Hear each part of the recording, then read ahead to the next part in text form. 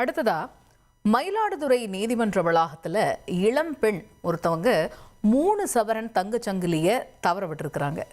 ஆனா இந்த நிலையில ரொம்பவே துரிதமா செயல்பட்ட காவல்துறையினர் வெறும் 1 மணி நேரத்திலேயே அந்த தொலைந்த தங்கச் செயினை மீட்டு திரும்பவும் உரியவங்க கிட்ட ஒப்படைச்சிருக்கிறாங்க. இது பத்தி நம்ம விரிவாகவே பார்க்கலாம். மயிலாடுதுறை கச்சேரி சாலையில் இருக்கக்கூடிய மயிலாடுதுறை மாவட்ட ஒருங்கிணைந்த நீதிமன்ற வளாகத்தில் குத்தாலம் நடுச்செட்டி தெருவை சேர்ந்த துர்கா அப்படிங்கிறவங்க அங்கே வராங்க.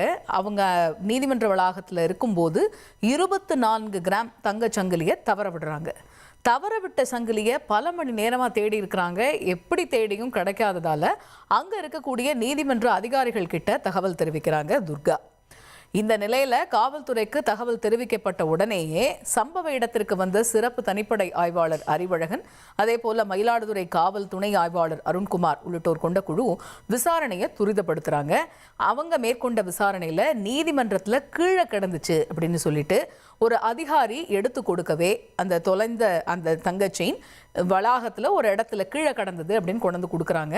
உடனே சம்பந்தப்பட்ட அந்த உரியவரான துர்காவுக்கு தகவல் கொடுக்கப்படுது. உடனே அவர்கிட்ட விசாரணை நடத்தி அந்த 24 கிராம் தங்கச் செயின் புகைப்படத்தை காண்பிக்க சொல்லியும் அவர் நீதிமன்றத்திற்கு வந்த நேரத்தை சரிபார்த்தும் இந்த விசாரணைக்கு அப்புறமா அந்த உரிய நபரான துர்கா கிட்டேயே இந்த 24 கிராம் தங்கச் சங்கிலியை காவல்துறையினர் ஒப்படைக்கிறாங்க.